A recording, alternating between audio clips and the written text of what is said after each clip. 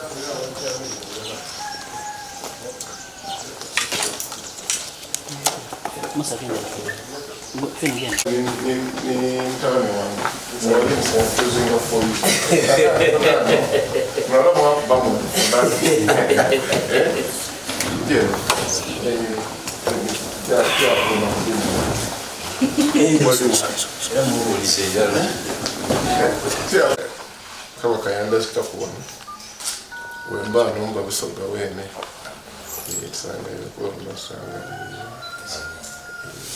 baba katuke kusonga tuyanze ndije niko kisiga Uganda mukadde wange tuyanze omukusaba tuwadde okusinkana nzene deputy chief whip honorable Magic Kibakutika nzene mukulu Naja Sheriff Don an assistant wange nzene comrade Moses Bijirwa General Bijirwa omuita commander Bijirwa heading ebikweketo byaffe mu Eastern Uganda yonna. Yes sir. Nzene mukulu Swengere deputy head wa Ashan Entertainment nzene ne wainwa waifwe sebo mbadde kateeka zonna za embaga ya papa tuziwulira tuli excited era okwegatta ku ggwanga lyonna tusaba okkirize sebo tukutike akatono ke tubadde tusobodde okuwewawo sebo katuuse okwagala kwaffe ne good zonna ewa baba.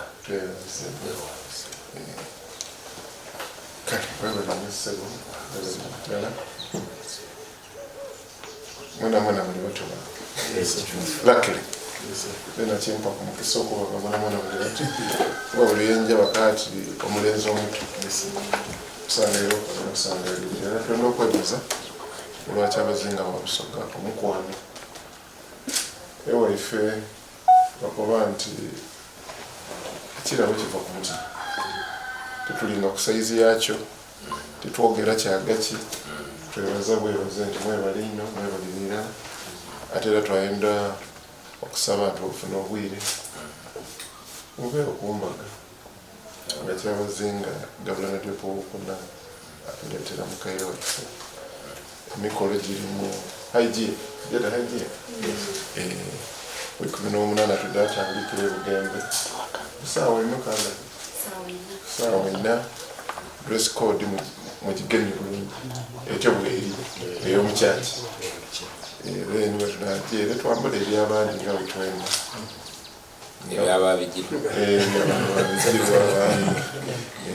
ndakusaba Agathoni ankolere kati baba Kyabazinga aliyo gende era tusuubira nti kiseera kyolyawo eno mudamu kyaliraku nali ni maama abafumbi kibeere nga kizibu okukyaza nga tuzira mufumbi tugenda okwebaza abantu baimu bonabona. A lot of people have contributed a lot, and we the point of bringing Busoga together. Busoga has had a lot of issues of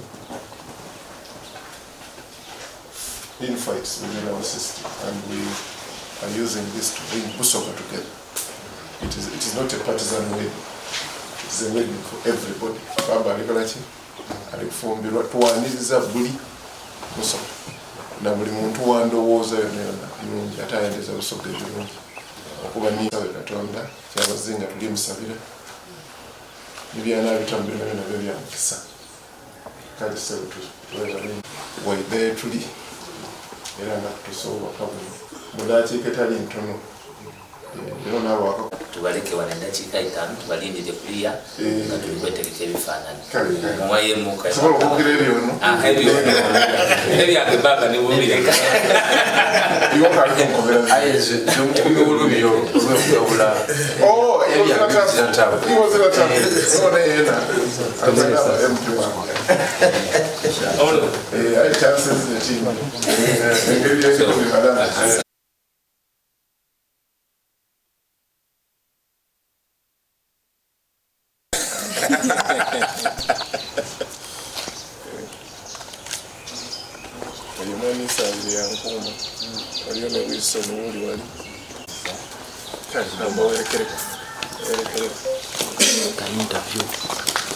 NUP Olwa contribution gyekoze towards the wedding eya Kyabazinga nga tukuleeta mukaire waife era twabeebaza essaala demutuwaire twabeebaza obuwagizi era tulikwenda kutwala omukisa guno olwaleero okubeeta ku mukolo gwa Kyabazinga Gaulana Owokuna ogwidde obaawo nga 18 omwezi gwa 11 Ebugembe ku Lutiiko.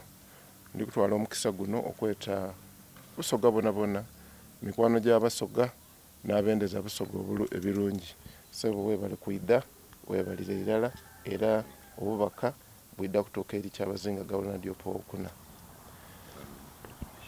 First of all okusima Katiikiro okwikiriza okutusinkana olwaleero kuncho fena tulese ka contribution kaifwe akatono aka milioni 10 okugata ku love n'omukwano omungi okuvuire mu igwanga lyona ku mbaga ya baba twendeza Kyabazinga embaga y'isanyu n'obusoga bona tuwendeza olunaku lwa 18 olw'embaga ya Kyabazinga lutambule bukalamu ne mama tumwaniriza n'abavubuka mwena mu Busoga after 18 muwaseeko ku mbaga mwebale nnyo mwebalire ddala sebo toyanzege okutusinkana.